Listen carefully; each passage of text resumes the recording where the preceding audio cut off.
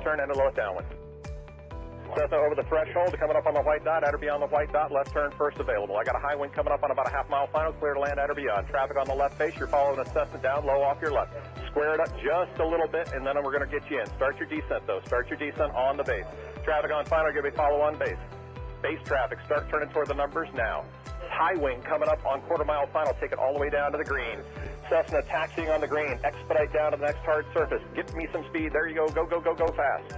This is going to be good. I got traffic on a mile final. You're following traffic ahead and to your right. High wing coming up on the threshold. Take it all the way down to the green dot. 5 Charlie Sierra, 2 mile final. A mile final, turn north, and we're going to just make you, we're going to bring you back around. Jet traffic's coming up on about a mile and a half final. Runway 9er clear to land. Okay, all right, let's listen up, guys. If you're on final for runway 9, I want you offset to the left. I got a jet that's landing on runway 9. The jet's cleared to land runway 9 if you can make it. If not, just continue straight ahead. It looks like you're going around for the jet. That's fine, that's fine, that's fine. Oh, we had one right in front of us, sir. Dragger, let's see, what we got, a tricycle, put it down, tricycle, put it down, tail dragger, down to the green dot, then a left turn. Short final here, you cleared land on 9, all the way to the white dot, go down to the white dot. Find somebody to follow out here. Canard, just come to the runway and I might have to just send you around. That'll be fine. And for the jet, you just want to stay in this pattern or you want to go back out for an instrument approach? Stay in a pattern, Charlie Sierra. All right, just stay with me here for a minute. And my tail dragger, let's see, over the numbers, go down to the green. And Canard's going to have to go around. Canard, go around. Canard, go around. Canard, go around. And my high wing here over the runway, keep it airborne. Keep it airborne. You do not descend. Do not descend. You got a fast guy behind you. Do not descend. There you go. Keep it airborne. Keep it airborne. As soon as the guy behind you gets slowed down, I'm going to put you down. So keep it airborne.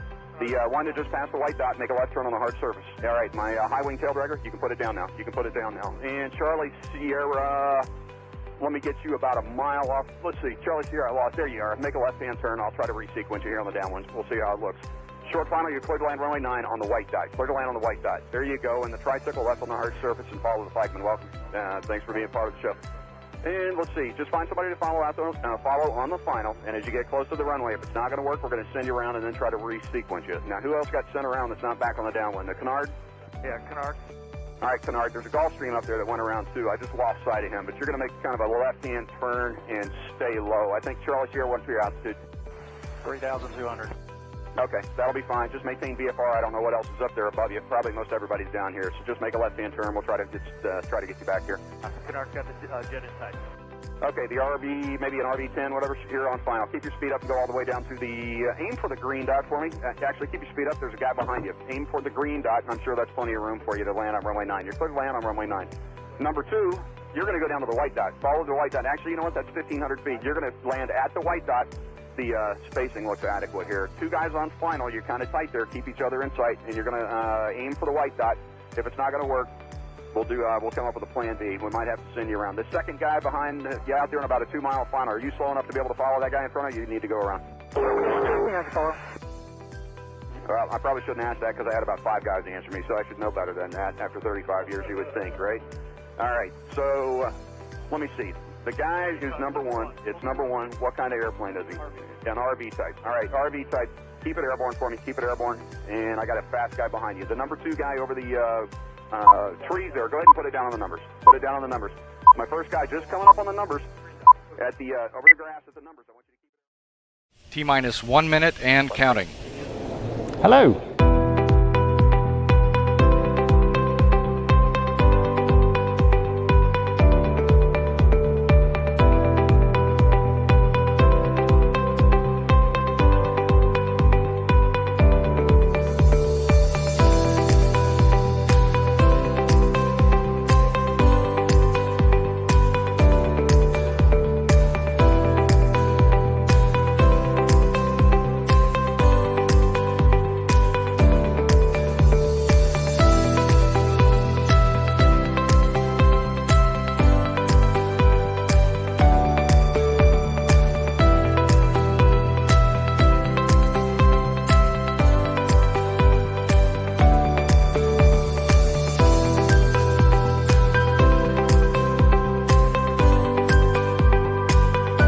Four, three, two, one.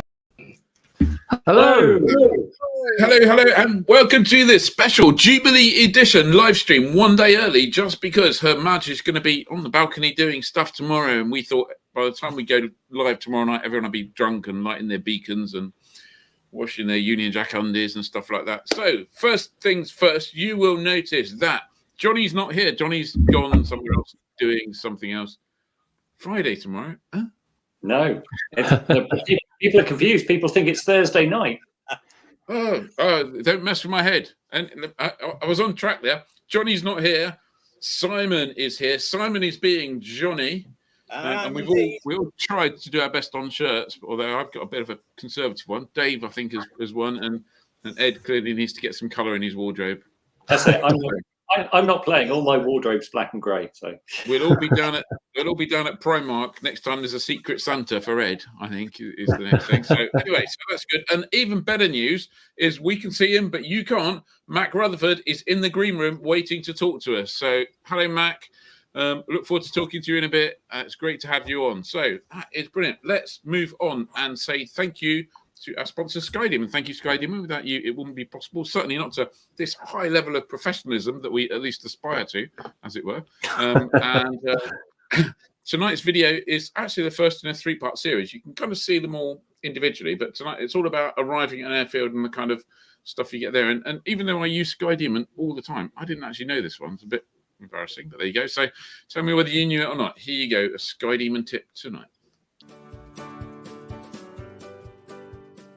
Hi, I'm Hannah from SkyDemon, and this is today's top tip.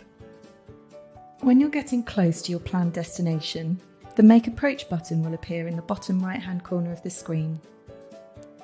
Tap on it to see a list of all available runways with their length and surface type.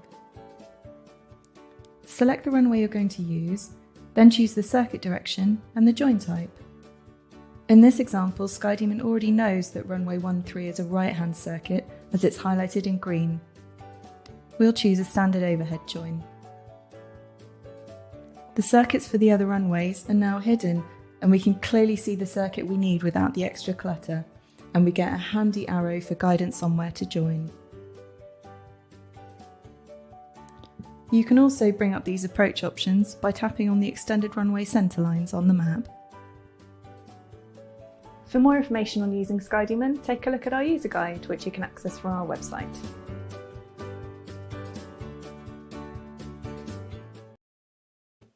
Blimey. Who knew that? I know. I didn't know that. There's no excuse for ever joining the circuit the wrong way. I didn't know that. I must admit, when I was learning to fly and setting out, that was the bit that used to stress me quite a lot. Arriving at an airfield and going, oh, what am I going to do, and how is it? Oh. And I really struggled a bit with that in the early days. It's kind of, I've got it. Touch wood, I've got it nailed now. But having something like that would just be a real boom for those early days, particularly when I don't know if you remember, you go in and you're setting up and you're 5 minutes away, and then you hear, oh, we're changing runway direction, and you go, oh no, I've got to work it all out again. Very depressing. But I use this a lot. It's really good. It is really good. And wait till you see the next 2 weeks' tips, because they've got some great stuff in there as well. It's brilliant. Yeah. It's brilliant. I mean, all this stuff that you know was in SkyDemon. Now that, by the way, was the 45th, I think 45th or 45th tip of SkyDemon. So we've been doing it for 45 weeks now. So thank you very much, SkyDemon, for supporting us. And we'll soon be bringing out the next compilation of 10 top SkyDemon tips with another couple to come after that. So look out for that. Right. That's enough of that. Enough of me wibbling on. I think it's probably time for Simon to give us the great news about the weather. Simon? Right, okay. So the all-important weekend. So is this... Just need to move you up here. Carry on. Is this Simon being Johnny being Simon being Weather Johnny? I'm trying to work out which one I am tonight, but I don't know. So I'll just do it as I usually do. I went flying today. Hey!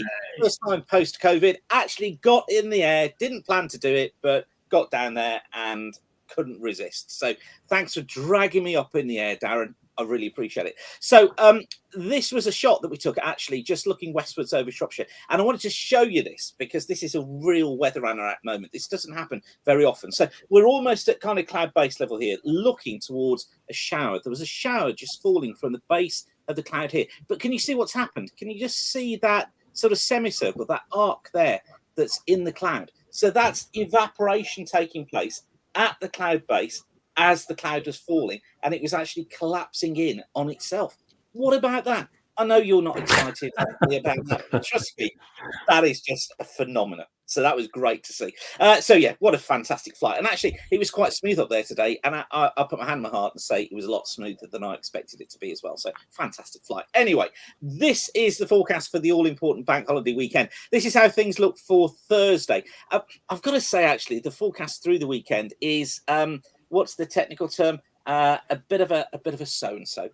This is Thursday, low pressure coming into Ireland. Now, this is going to destabilise things. It's going to be producing some showers across Ireland. And then during the afternoon tomorrow, probably through Wales, through Northern England, through Scotland. Don't think there's going to be many across central, southern and south eastern England. And actually, visibility in those areas, not too bad. But there could be a little bit of mist here and there first thing tomorrow morning. Generally, bases are around 2,000 to 3,000 feet.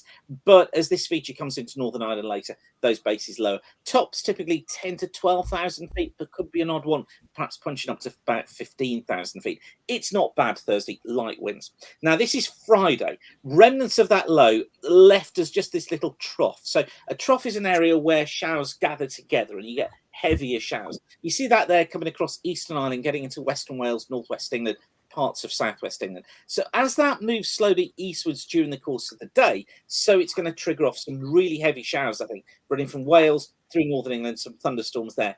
Bases around 2,000 feet, tops could be at 20 to 25,000 feet. A second area of thundery showers tries to develop across the Eastern Midlands running into East Anglia.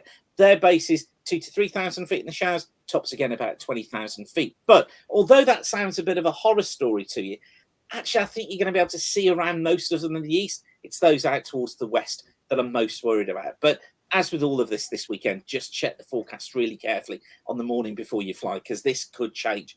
Now, for Saturday, we've got stronger easterly winds on Saturday across many parts of England and Wales. Easterly is probably about 15 to 18 knots at the surface across 15 knots across Wales. Some rain getting into southern parts of England, southern parts of Wales.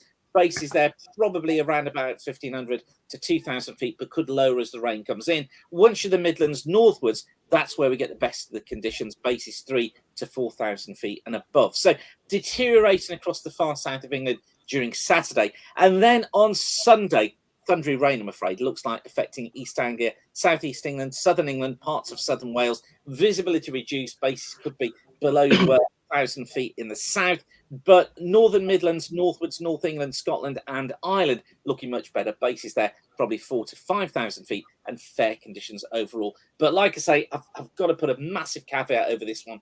These details could change as we go through the weekend. So do check the forecast carefully. Don't forget Aviation Weather School Part 1, the classroom-based course on Saturday, the 25th of June. Go to weatherschool.co.uk, find out more information and book your place now. Wow, I took up so much time there, didn't I? Sorry about that, but it's quite an important forecast, I guess. Enjoy. Yeah. Well, instead of saying goodbye to you and thank you, Simon, we'll say welcome as a guest presenter for the rest of the show. I'm still here. Honoured is what I am. Fantastic. And there's no truth that you vanish after 10 minutes. Oh, damn. Never mind. I'll have to leave my tea till later than that. Yeah. Back into a pumpkin and all that. So we thought, so we've got a couple of things. We got a little bit, just bring you a little bit up to date on a bit of flying that we've been doing very quickly, and then we'll head into the news, and then we'll bring Mac on, we'll have a good chat with Mac, and then we do fancy hangar and all that kind of stuff, if you didn't know. So I think the flyer team has been out flying. Ed, do you want to kick off while I look for your pictures? Yeah, can do. I met a few flyer readers up at Glenforsa on Saturday. My build partner and I, Steve, took our RV8 from Wiltshire all the way up to Scotland via Oban, and then the short hop over to Glenforsa for their annual fly-in, and it was fantastic. I don't know what the final total for attendees was, but there were aeroplanes all over the place. Not quite as busy as last year, but it was a big event. Fairly stiff crosswind, but it was steady and everyone was doing well. And there was a real variety of aeroplanes, including these fantastic Taylor monoplanes. If you were at the LAA rally, you probably remember 3 Taylors turning up, all flown by very, very young people. and they'd flown all the way from Sleip. There were the two Taylors, a Super Cub and a Cessna 150. They were all having a great deal of fun.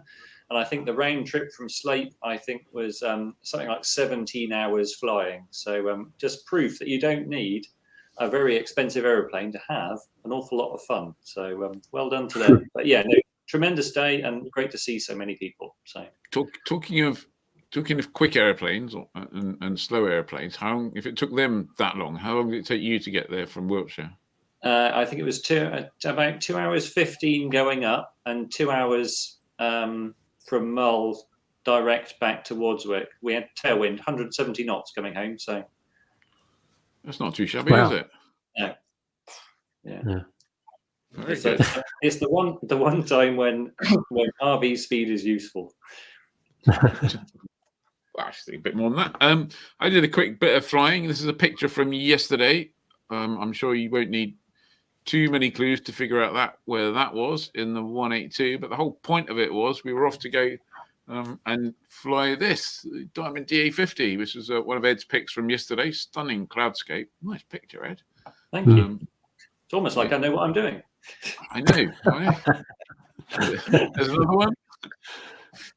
And in case you need to know how big the wings are, they are bloody big. 44 feet in total, actually. In fact, the tail's nearly 10 foot off the ground itself. Yeah. So there you go. So we flew that. So hoping to have that done and up on the website for you next week. And hopefully, fingers crossed, there'll be a little video accompanying it too. So that was kind of our flying. Dave's been building and cleaning his flag. And Simon, as we've seen already, has been flying. I don't know whether Johnny's actually off on his wedding anniversary, so whether he got away with going flying or not, I'm not sure. I don't know. He'd be mad if he was missing out on tonight. Okay. Sorry. I know we got this meal box, but I've got to go flying. Yeah. Richard Kennedy, no, it wasn't 170 knot tailwind. There was 10 knots of tailwind, a good steady 10 knots all the way home. So 170 knots in ground speed. So that would be quite cool, wouldn't it? 170 knot tailwind. Yeah. You'd have to sharpen up a bit, I think, or I'd have to sharpen up a bit, not you. Yeah. Steve will be all right.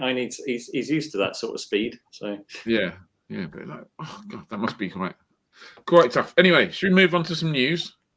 Definitely. Dave, you're first up. Yes, we have a new issue of the Flyer Out. This is the front cover. Just to remind you, we don't produce a magazine anymore, particularly, but we do produce this, which is a PDF compilation of the last 4 weeks of the content we've uploaded to the website. So it is a magazine, but it's based on what we've already published on the website. This issue has a theme, strip flying. The cover story is I went strip flying with Matt Coles from his business, Farm Strip Flying. Some of it was great, some of it was terrifying. It was all really worthwhile. So that's in there. There's we have repurposed the flight test to go along with this theme of strip flying. Repurposed the flight test of the Super Stol, which you may remember gets off the ground in about 3.5 inches, and it's a very impressive aircraft. Continuing the theme, the flying adventure is by a chap called Ed Smiley Jones, whose love of Stol flying, that's short takeoff and landing, in and out of the way strips, took him to Scotland with a couple of his mates. It's a really interesting read, and there's lots of video embedded into the web story. Not obviously in the PDF, but you can read it on the website. There's video embedded into it. Completely different story. Dave White, who has been on this program several times before, Dave White gives his account of his Jodel starting to run a bit rough just as he was about to coast out across the English Channel on his way back from Aero Friedrichshafen. So clearly, you're about to coast out and your engine's not going too well. You don't continue. Diverted, and this is the story of what happened. This is a story of how it all panned out. That's a little bit of a pun, panned out. Oh dear, Dave, that's Okay. Ian also had his issues last month when the Cessna 182 started having some electrical issues, and Ian writes about how the problems started piling up.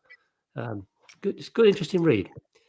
Finally, in Top Gear, we have a test of the new handheld transceiver from Yaesu, the 850L, which is you have to say is a feature-packed handheld. That's by Johnny, who's written that. So all in all, it's a packed issue. There's a link in the comments. Yeah. What was that in the comment? A link in the comments. Link in the comments. Yep. Brilliant. Great. Well, find the download there. But Yeah. like Dave says, if you want the best out of it, read it on the web. Yep. Go enjoy it there. Read it on the web, where it's purposely designed to work really well on your phone, your laptop, your tablet, or anything like that. Ed, tell us about someone who's going flying tomorrow. Who's flying tomorrow? Well, the RAF is doing a bit of flying because their boss has demanded a fly past right over a house in London. So this is news that the Jubilee fly past takes place tomorrow. It's the Platinum Jubilee celebration fly past. If you've been looking around, you might have seen that Mauve AIC 33/2022 had all the details detailing some monster airspace restrictions in place for the fly past. And it's all to coincide with the royal family's balcony appearance at 1 o'clock. It starts in the vicinity of the Wash, the North Sea, South Wold, Suffolk and Southend, and then routes via Swaffham, Thetford, Colchester towards London to overfly Buckingham Palace.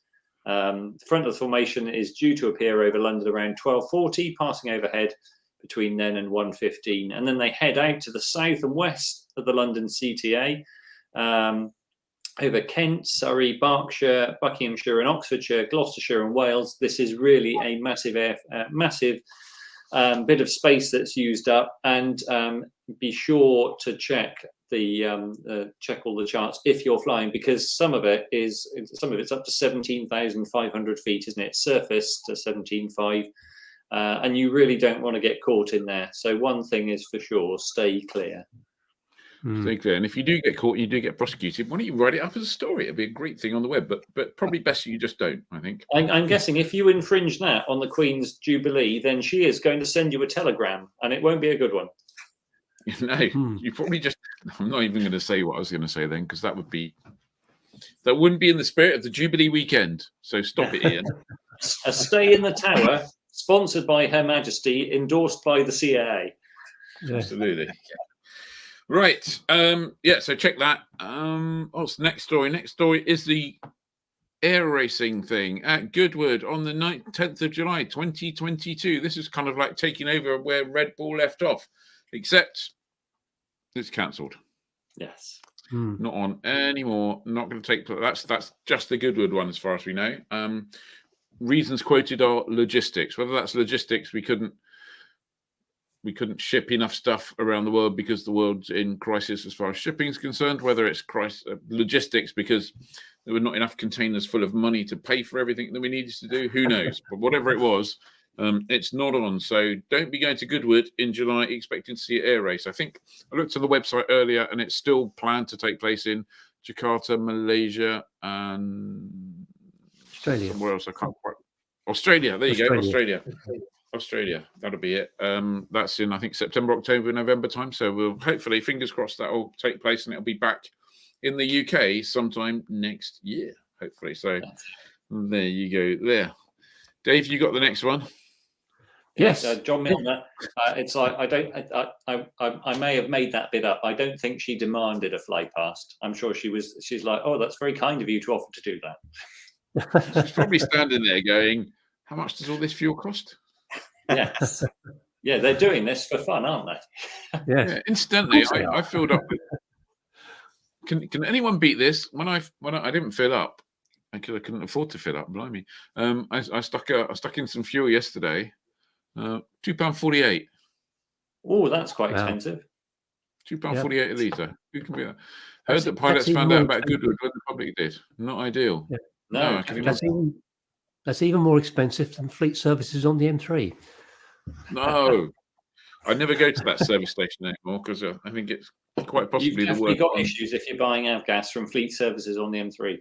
Yeah. Well, yeah. Anyway, next news story. Next news story is about Enstrom helicopter, which you may remember from last year was in a bit of financial trouble. And they have a new owner. It's a chap called Chuck Surak, who's a founder of a company called Sweetwater Sound, an online retailer of musical instruments and professional audio equipment.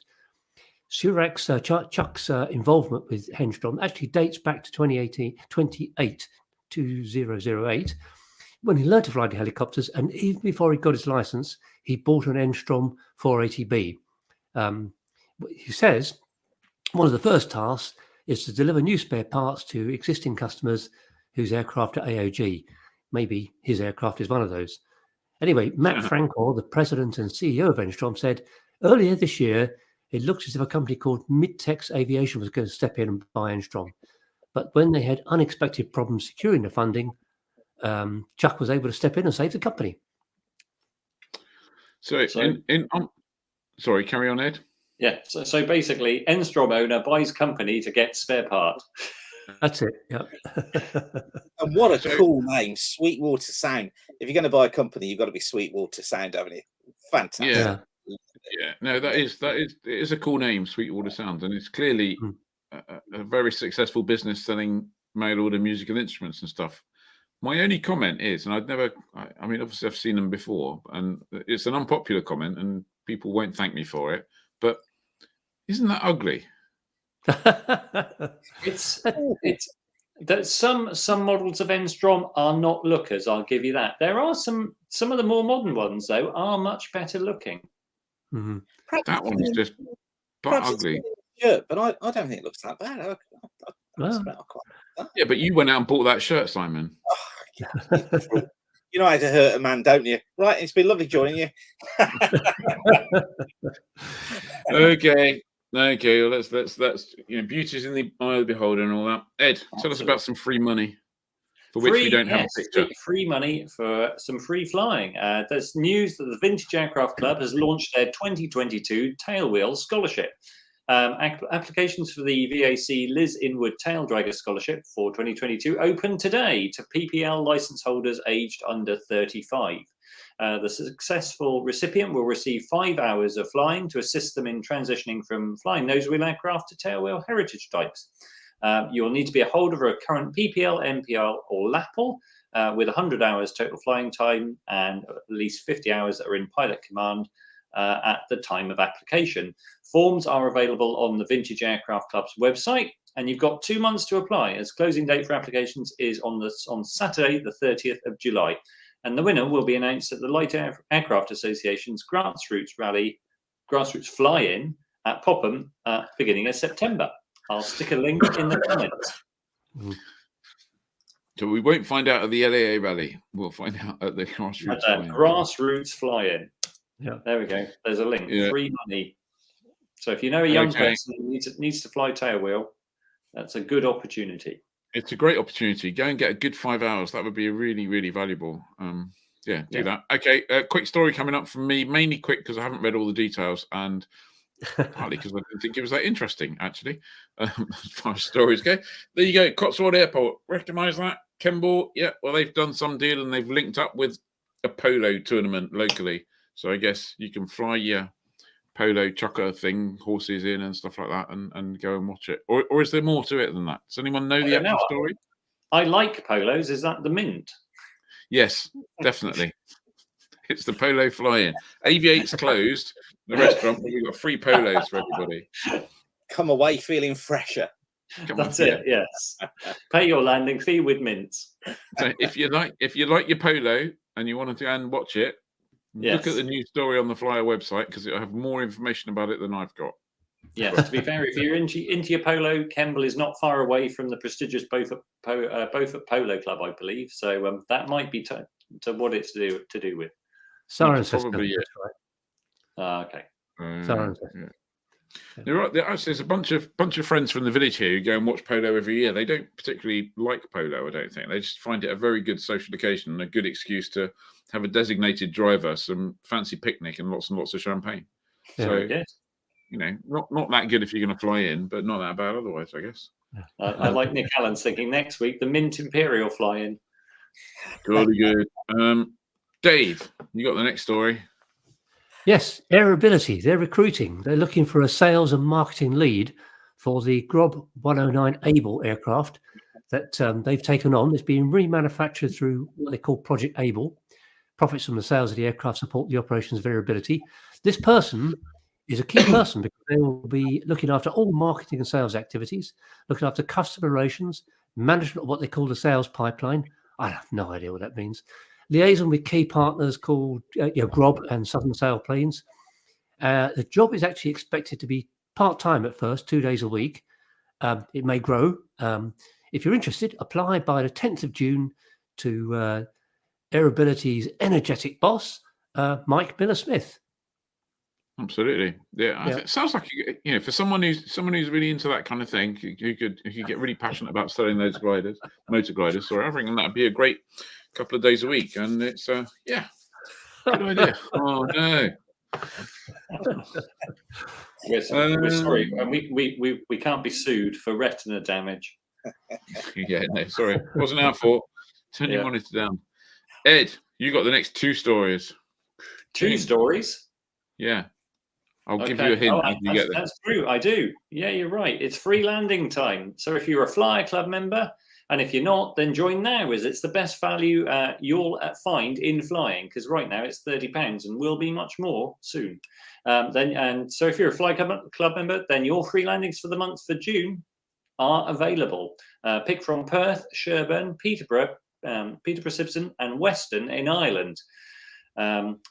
So head to your club account now and pick up your personalised landing vouchers. And if you're wondering what free landings are all about, get a Flyer Club membership. And my other bit of news, also Flyer related. There's an opportunity to support Fly to Help and hear Phil O'Dell, that's Rolls-Royce's chief test pilot, talk about the record-breaking Axel aircraft programme. He and the team will be at Aerospace Bristol on the 16th of June at under the wings of Concorde between 18:30 and 2000 hours.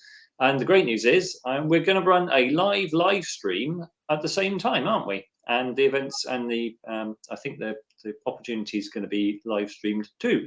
So tickets are £45, and that includes a buffet and an exclusive out-of-hours viewing of the exhibits up until 10 p.m. And it's just a great opportunity to help raise money for Fly to Help. And obviously, you can join in on the live stream if you're there. So I'll stick a link in the comments for the Fly to Help Eventbrite ticketing, and we'll keep you posted on that. Yep. All proceeds go to Fly to Help, and we just thought we'd go along and do a little live stream there, and hopefully then stream Pods Talk, during which we'll be asking people to make donations to Fly to Help. That's it. I've just noticed the link has split itself over 2 comments. So if you find it doesn't work, you'll have to do an assembly job. And if you're watching this on catch up, as it were, there we go. Scan that. Scan that. There you go. Otherwise, just Google it. If you can't Google it, absolutely, it's on their Facebook page as well. Fly to Help. Okay, the last story before we go talk to Mac. Mac, don't go away. Get ready. We were talking to you. This story just kind of popped into my inbox earlier on today, and I thought it was an interesting story. There is a picture somewhere. I'll put the picture up in a minute. Is there a picture somewhere? Where's it gone? Yeah, this is all about because it's so difficult to get a flight abroad at the moment. That's it. Let me just read this to you. I got this email. There you go. Hi, Ian. Flights are being cancelled left, right, and centre, ruining thousands of people's travel and holiday plans. Wouldn't life be easier if we could ditch the carriers and fly ourselves to France? Well, yes, I thought. Of course it would. Have you sorted out customs arrangements in France? Have you made it easier? Have you got 2 hours PPR everywhere instead of the stupid 24 or 48 hours? Said, then Daisy, who sent me the email, said, maybe you can. She went on. Materialise, Europe's largest 3D printing manufacturer, worked with LIFT, L-I-F-T, aircraft CEO and founder Matt Chasen to build the world's first people-carrying drone. Oh, yes. I know what you might be thinking. I very much doubt you do, Daisy, to be honest. You're thinking, hell no. No, I'm not thinking hell no. I'm thinking you're mad. But there you go. Actually, it was built to a safety factor of 10. Yep. Which is incredibly high for aviation, apparently, according to Daisy. In case that means nothing to you, a standard aircraft has a safety factor of 1.5. which is interesting, isn't it? I think that Yeah. might be a bit confusing. Anyway, let me know if you'd like to speak to Materialise and Lift to discuss the project and how close we may be to travelling to France by drone. Imagine that. So I think on Monday, I'm going to drop an email to Daisy. Dear Daisy, thank you very much for your email. I would be fascinated to talk to people from Lift about travelling to France by drone, and I'll report back next week, hopefully. So there you go. Personally, I'd be taking issue with Daisy going, this is the first man carrying drone. It's like, Daisy, maybe you've not seen the news, but there's been a lot of those. There's been quite a few of those already. Yes, absolutely. Talking of which, of man carrying drones and things crossing the channel, Frankie Zapata, who is the guy behind the flyboard, which is a board with jet engines that he stands on, and Frankie has actually crossed the channel on his flyboard and set a speed record. He was flying this week and the flyboard stopped. Luckily, he was over a lake, but he did take quite a fall into the lake, but he survived. He was that was at the Biscarrosse fly-in in France, wasn't it? It was, yeah. Yeah, I watched the video, and it's like he's going. I don't think it failed completely, did it? It just kind of like almost spooled down or something. It's just wound down. I would imagine. Yeah, that was a very. He really got the sinking feeling, literally. Yeah, indeed. It was like, this couldn't be. Yeah, absolutely. Right. What was that factor of safety on that then? Sorry? What was that factor of safety on that then? -2, -3? At the moment it stopped, Simon. Probably no factor at all. So did you know that factor of safety is strength divided by stress? Ooh. Is it? Are we any the wiser? Is that knowledge that you had to hand in your of course it is, Ed. In the Dr. Keeling brain? Of course, yeah, of course. As he googled away rapidly. In future flight tests, you can expect to see the Daisy safety factor quoted. So. Exactly. Yeah. The factor of safety is always greater than 1, apparently. So, yeah. Well, there you go. Let's bring on Mac. He's been waiting there patiently. Hi, Mac. How you doing? Hooray! Hello, Mac. Let me just. There you go. I've made you the right size. Mac Rutherford, thank you very much for joining us. We had a go at it last week, but apparently you were getting some fuel and filling out some paperwork and doing other bits and pieces. But it didn't. Anyway, that doesn't matter. You're here now. That's all that counts. Maybe you could start off by telling us where you actually are. Also, I'm right now in Muscat in Oman, and I flew today from Socotra in Yemen. Fantastic. So you're in Muscat in Oman, which doesn't sound too shabby. And you've been to, were you in Mauritius, or was that making? Also, I flew today from Socotra, which is in Yemen, and then before that Seychelles, and before that Mauritius. That sounds really horrible places you're going to. What made you choose that route?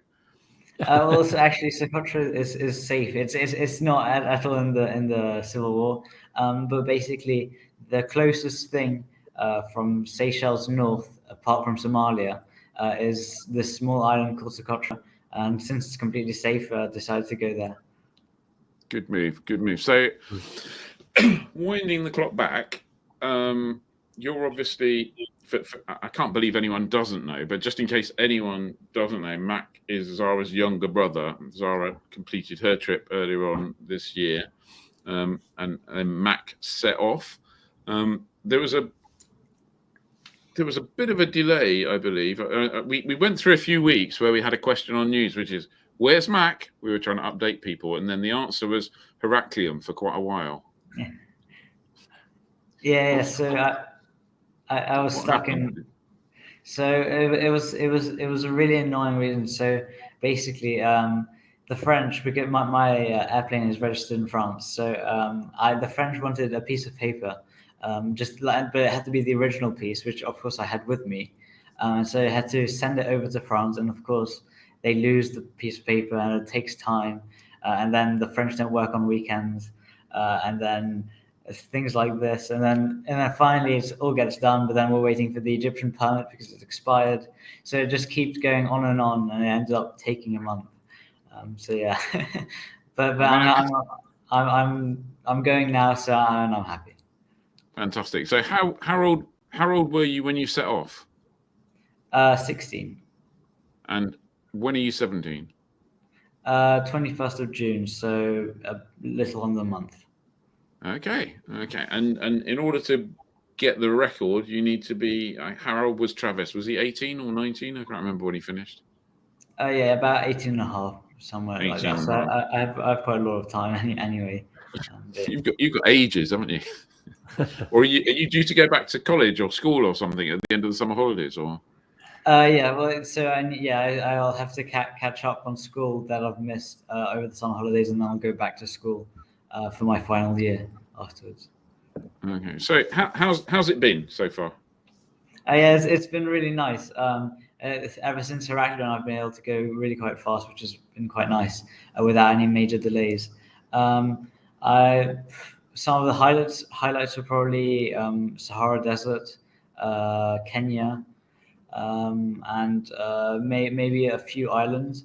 They're always quite nice, but it's always quite boring in the middle when you're just flying over the water and there's not much going on. Yeah. I'm going to just pop up a picture of your route. I'm not sure if this is your current route or if it was an earlier version of your route. So, and you'll probably be able to tell better than I will, for sure. So, so that was the original route at the very start. After that, we changed it so that after Oman, I would go after Dubai. I was going through India, then China. But so about 3 hours ago, we've changed it again. We'd already been working for a while, but it's just the final change. And so now I'm flying from Dubai to Iran, then Kazakhstan, Mongolia, and then South Korea to then go through Japan to the US. Wow. Yeah, but other than that, the route is correct. Okay, so what's the bit that you're looking forward to the most? I'm not sure that I'm just looking forward to quite a lot. I think I'm quite looking forward to the Gobi Desert. That would be quite interesting to see in Mongolia. But no, that I'm looking forward to quite. The entire journey is going to be pretty amazing from now on. And assuming it all goes smoothly, and there are no more people who want to see original bits of paper or anything weird like that, how long do you think it's going to be before you get back? Are you presumably going back to Belgium, are you? Well, no. So I end back in Bulgaria. I'm thinking about 2 months probably. So that takes us to what's that, June, July, and sort of Oshkosh time, really. Yeah. Well, if you get delayed, you could like pop by Oshkosh, shouldn't you? Yeah, maybe. You should do that. If you were coming through the States, that would be an amazing stop. Yeah. Yeah, I am going through the States, so maybe. Well, if you do get delayed and you're in the States at the end of July time, then definitely plan to do Oshkosh. Yeah, I will. Look us up. We'll buy you whatever those funny things they eat over there. What was it called? Cheese curds. Cheese curds. There you go. Yes. Some deep fried cheese curds. If that's not enough to attract you to come to Oshkosh, I don't know what is. Oh, it is, yeah. So I have a question. Obviously, your sister liked listening to music in flight to pass the time and was known for a little bit of a cockpit dance every now and then. How does Mac pass the time? Well, so I do listen a bit to music. I'm not much of a dancer, to be honest. But no, mostly just music. That's how you pass the time over like long legs over the water or things like that. Very good. And what sort of equipment has the Shark got in it? Well, all the standard. It's a glass cockpit. It has all the standard things. All the standard instruments.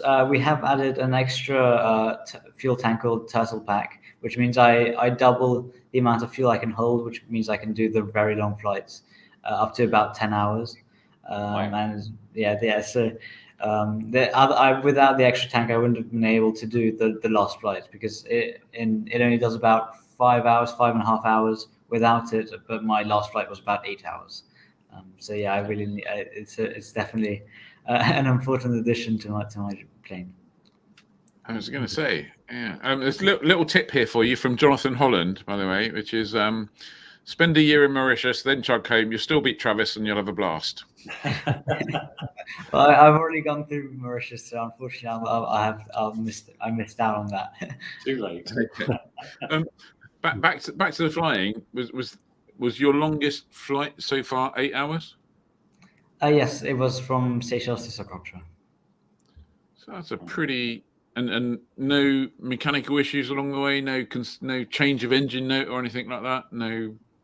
Not on that journey. I have had a few a little bit with the switch that at the end, when we set up the title pack. I think the engineer did. I don't know. He did something with the switch, so that we've had a few problems with the switch for the title pack, but I managed to get that fixed. Also at high altitudes, it didn't work. So when I was flying over Egypt, you have to go at a minimum of 8,500 feet, which is very high. And it was actually so high that the title pack didn't work because the density altitude was about 11,500 feet. I was starting to get a little worried because it wasn't working, and I didn't actually have enough fuel to make it to my destination without using the fuel tank. But luckily, I crossed the Egyptian border, and then I descended to an altitude that I would normally go to, and then it started working, and then everything was completely fine. Yikes! Well done for keeping a cool head on that one. Yeah, absolutely. So presumably, if you altitude and density altitude to one side, can you kind of like take off on the main tanks and then switch to turtle pack to make sure you can use that fine before so you don't end up somewhere over an ocean where you go, I need this to work when I switch it on? Well, so it doesn't go directly to the engine. What happens is the turtle pack brings fuel to the right fuel tank. Okay. So what I do is I start. Well, it's quite complicated, but I start on the left tank because any spare fuel from the engine goes back into the left tank. So I start on the left tank, then I go to the right tank, and as soon as that goes down, then I add fuel from the turtle pack. It's quite fast, and then every time I basically make sure that the fuel levels in the right tank and left tank stay high. So if anything goes wrong with the turtle pack, I can always have enough fuel to land somewhere else, and I always have at least 4 hours of fuel left. Right. So your fuel management then is actually it's requiring quite a chunk of your concentration. It has been for the past, but I don't actually have that many long flights anymore. Right. So I from now on, I basically, if there's any problem, I can very easily find a different place to land. It was just the long ocean flights, like Seychelles, Socotra, or Madagascar to Mauritius. Those were the ones where I really had to make sure that my fuel was working correctly. What do you do once you from America? Where's your route after America? After America, so I go to Canada, then Greenland, Iceland, then the UK, and then over to Bulgaria through Belgium and Slovakia. Oh, you'll have a couple of long legs over the Atlantic then. Yes, but very short compared to some of the ones in the Indian Ocean. Probably about 4 hours, 5 hours.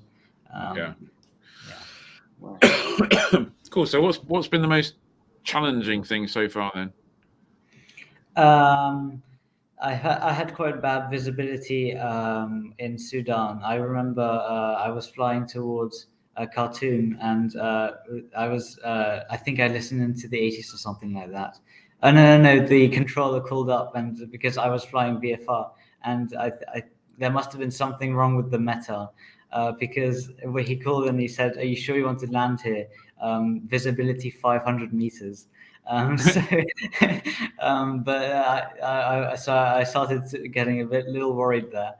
But then I started, because I can always have contact with my parents and my ops team. So, and I asked them to see, and then they took a picture, or they asked someone to take a picture, but everything was completely fine. The visibility was quite bad, but I managed to line myself up on the runway and managed to see in time and land, luckily at the right time. Well done. Well done. Yeah, and is there anything that, from your position now, you wish you'd known before you'd left? Well, I can't think. No. Well, that's Maybe. good. That means you were pretty well prepared then. Yeah, well, it would have been nice to have the engineer probably work on the plane a little bit longer. I remember when I left, I wasn't quite sure exactly how everything worked out because I didn't have much time to test out the plane beforehand. But no, everything was completely fine, and yeah, I'm actually very happy with where I am at the moment. And now you must be. I mean, I guess the advantage is after Heraklion, once you could get going, you're now pretty current on stuff. Yeah. And completely, you must have fiddled with every single bit of the avionics and everything else that you could along the way, just to something to do in 8 hours, I guess. Yeah. I think if I spent 8 hours in the cockpit, I'd probably fiddle with something so much it would be the classic. It's like fiddle, fiddle, gunk. It came off in my hand. Tomorrow, I'm going to stop fiddling. I bought my Allen key. I'm going to take it apart and reassemble it. Yeah, oh, brilliant. Well, we thank you very much for joining us. I don't know if anyone out there has got any more questions. I think Jonathan Holland kind of sums it up. I hope your dad's proud. You're a brave lad. Yeah, my parents are very proud, which is very nice. And Mac, it looks pretty warm out there. What's the local time there with you? Well, I don't know right now. I'm in an air-conditioned room, but I remember when I landed, it was about 35 degrees. Yeah. And the thing is with the Shark, it gets hot very quickly. So I had full cowl flaps open, but once you're on the ground, it goes into the yellow and then the red really quickly. So basically, you taxi 40 knots or 30 knots, just so that the air keeps going through the engine and doesn't overheat in like when it's 30 to 45 degrees. But no, it was luckily very speedy and it was completely fine. Amazing. A little offer you here from David Eads at Easter Airfield in Scotland. Call in after Iceland on your way back if you want somewhere to stop. Sounds like a good idea. That could be free fuel. You never know. Here's my turtle pack. Here are my tanks. So yeah, thanks very much for joining us. Good luck in the rest of your trip. Maybe when you get to the US or something, we could sort out another chat and see how it's been going, because the US is generally going to be should generally be an easier leg in terms of the fact they got more airports than you can shake a stick at. They're all open 24 hours a day. You can phone a local hotel at 3 a.m. and get them to pick you up from any whatever. Actually, you're probably just flying during the day, aren't you? Yeah. I just fly through during the day. Okay, so maybe we can get together and for another chat when you're in America. And if you do get delayed by any paperwork or any unfortunate weather or anything like that, don't forget Oshkosh is on at the end of July. And if you're there, we'll buy you some cheese curds and a Gatorade or something. That'd be nice. Yeah, I think. Brilliant. Okay, well, thank you very much for joining us, Mac. Yeah, it's been an absolute pleasure. Good luck for the rest of the trip, and well done. Well done. Yeah. Thank you very much. Absolutely. Thank you. So it must be. Thank you, Mac. Cheers. Thank you very much. Yeah. Bye. Pleasure. Bye. It must be time for.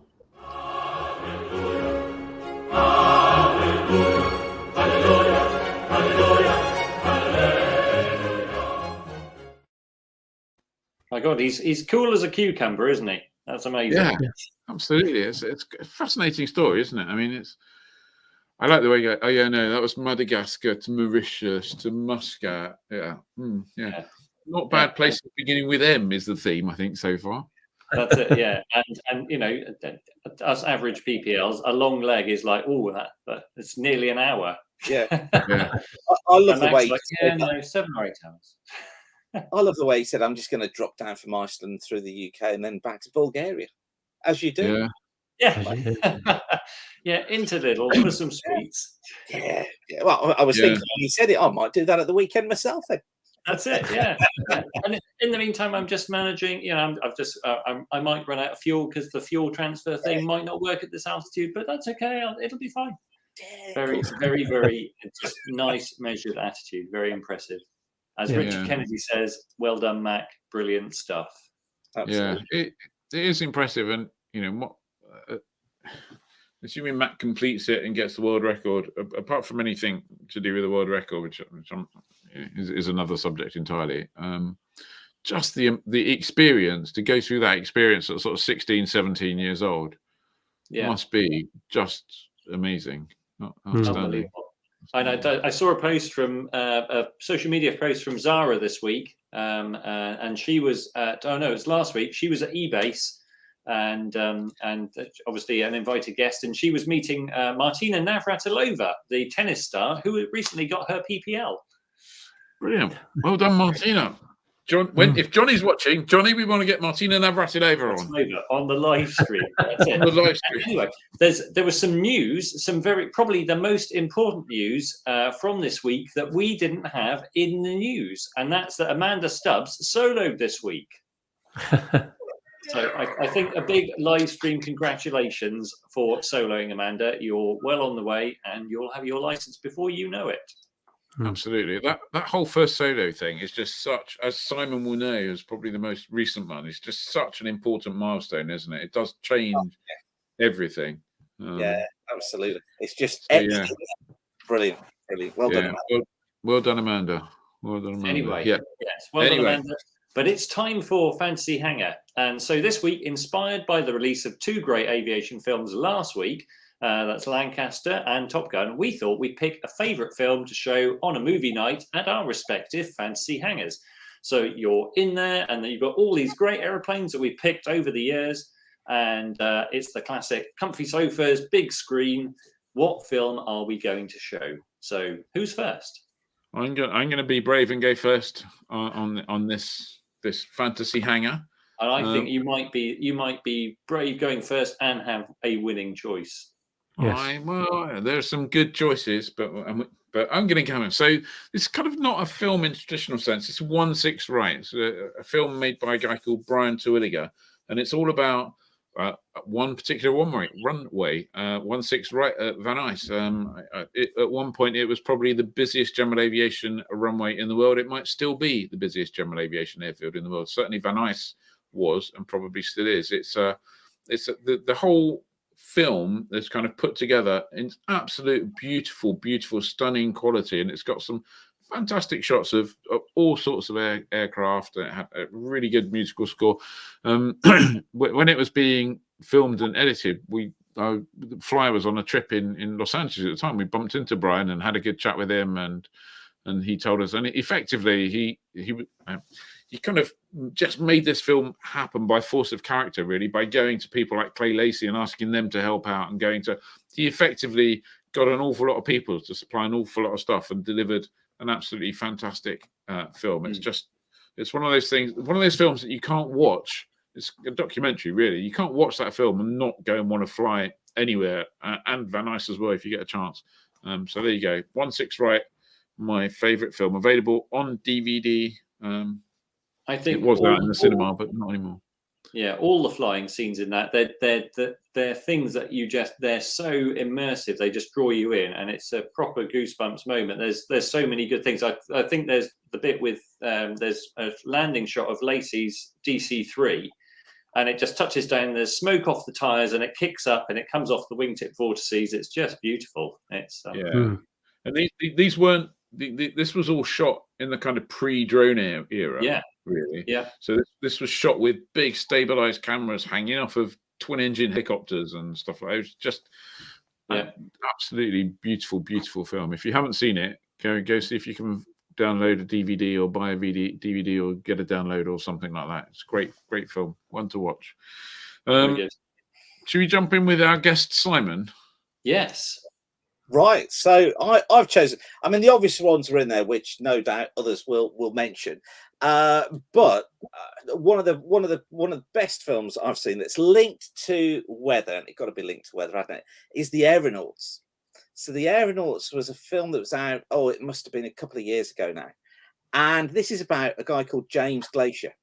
And James Glaisher was a founding member of the Royal Meteorological Society and the Aeronautical Society of Great Britain. and he did the first experiments on upper air meteorology. So going up in a balloon and then reading temperature and pressure. And again, I'm going to declare an interest because he did it locally to me. Can you believe that was in Wolverhampton that he did this from?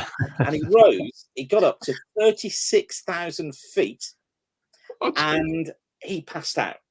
His assistant, who was flying the aircraft with him, managed to regain some consciousness and with his teeth pulled the gas release of the balloon, vented the gas out, and they landed safely in Ludlow. But it's just an amazing story. There's a book as well that goes with the film. The film wasn't quite true to exactly what happened. It was kind of dramatized a little bit, but it's an amazing story. So yeah, the aeronauts. And I drive past the place in Wolverhampton quite often where the balloon took off from, and it's actually now called James Glacier Drive. And I think that's perfect. And James Glacier also came with lots of the meteorological instruments that we still use these days at airfields. And he was the guy who designed them and got them all working to a set standard. So yeah, the aeronauts. That's the film to watch. Do you think he picked his takeoff spot? He went, one day Simon Keeling will talk about me, the famous weatherman. I think that's exactly what he did, and I think he chose his day as well, just in case I was flying at the time, just to stay well away from where I was possibly going to be. He probably went, one day there'll be a famous meteorologist called Simon Keeling. I'm going to go from Wolverhampton so that Simon can drive past. And in one fell swoop, we've completely alienated a segment of the country. Well, thanks for that. It's like when Dave insulted Kent. Exactly.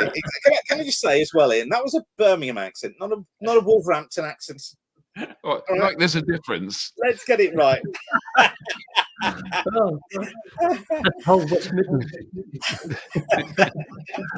Right, who wants to go next, Dave or Ed? Oh, I'll go. Go on then. Have you got a picture? I can't see your picture. Yeah, it should be there. Yep, got it. Be there. Got it. So a bit like Ian, I went for one of the documentary films that are around, and I picked Spitfire. You'll probably remember this as the breathtaking 2018 film about the Spitfire and its pilots. This film intertwines stunning footage of Spitfires shot by legend John Dibbs, with interviews with some of the remarkable Spitfire pilots like Jeffrey Wellham, Mary Ellis, Paul Farnes, and Joy Lofthouse.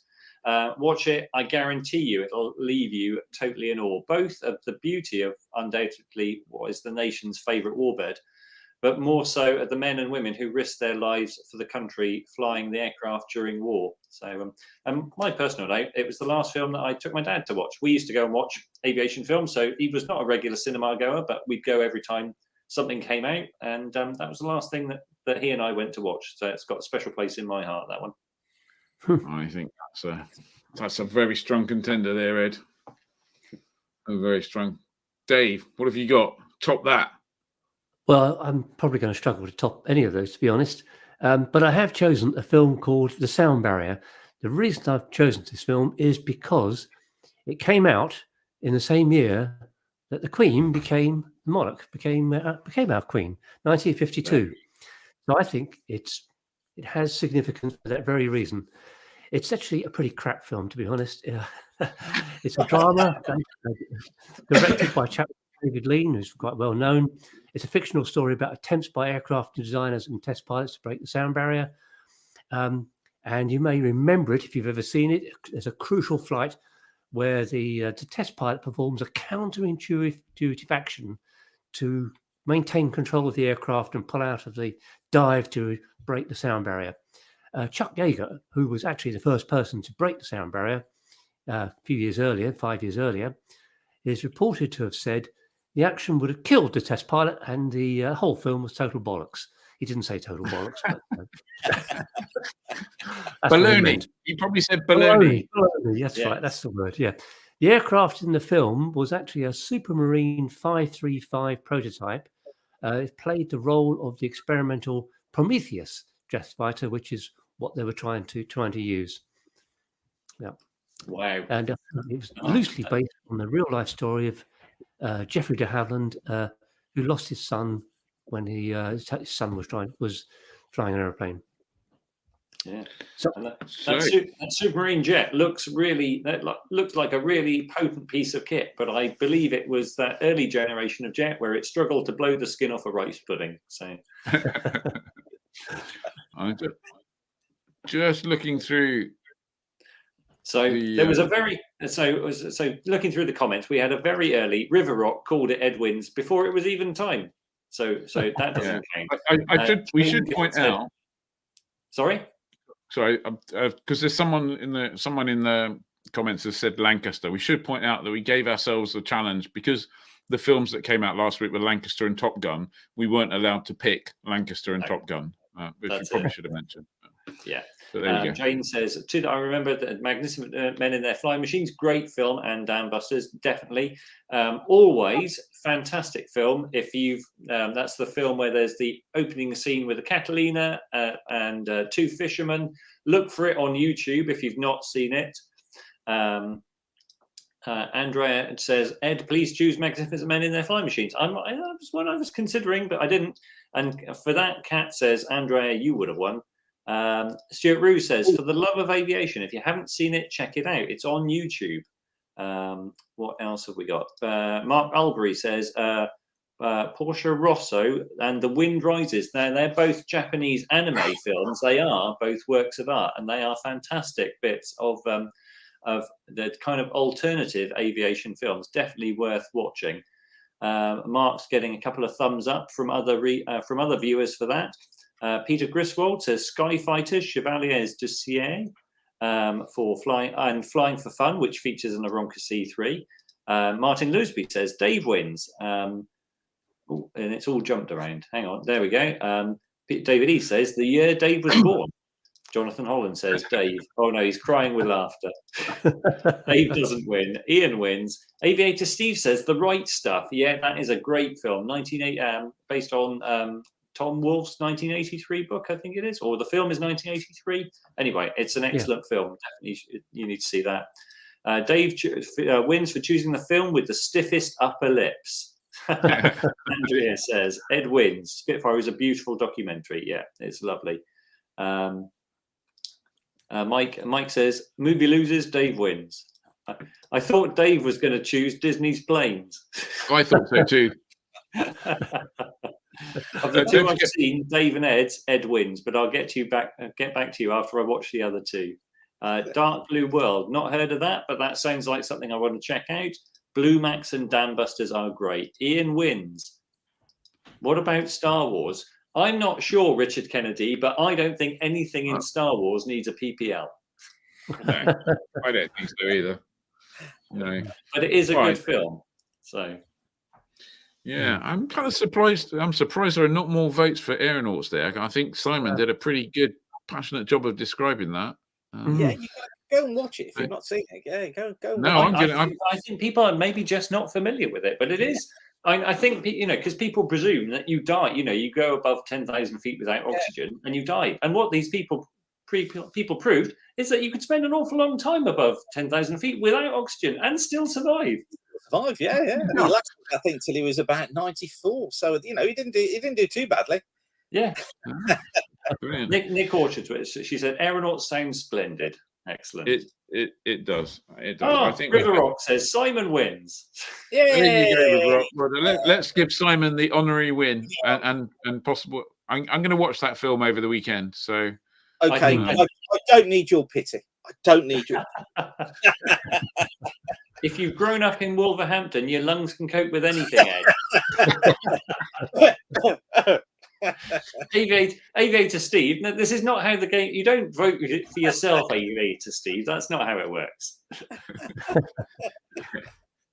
94, same age as Dave. He's not quite that old, Graham. That's cruel, Dave. Don't take it seriously. Don't take anything seriously. Don't worry. Don't write Twitch off. On James Glacier's behalf, I'll take it gladly. Very good. Very good. Well, hopefully, you've got everyone's got plenty of films to go and check out. So, because I'm sure there'll be a few gaps in the TV schedule where you might go, I need a film to watch. I've seen enough people promenading around London in crown jewels and stuff. I need a film to watch. after this weekend. Mike says, I changed my mind. I've just seen the trailer for 16 Right. I must watch ASAP. Thanks, Ian. If you go on YouTube, there's a bunch of film clips from 16 Right, including a fantastic one with the pits that's shot looking straight down on the pits as it comes straight up. It'll blow your mind. Brilliant shot, isn't it? Yeah, brilliant. Yeah, absolutely amazing. Go and check it out after the live stream. Yeah, right. Let's move on swiftly then. Dave, what have we got in the events? Have a quick rattle through those. Yeah, very quick rattle. Obviously, we've got the Jubilee fly past tomorrow around 1 p.m. in London. On the 3rd to the 5th, the 3rd is today's Wednesday. It's Friday to Sunday. There's a flying in Sweden, the EAA Sweden flying. It's a place called Falköping, I think. That's how it's spelled. That's not anyway. how you pronounce it, is it, Dave? No.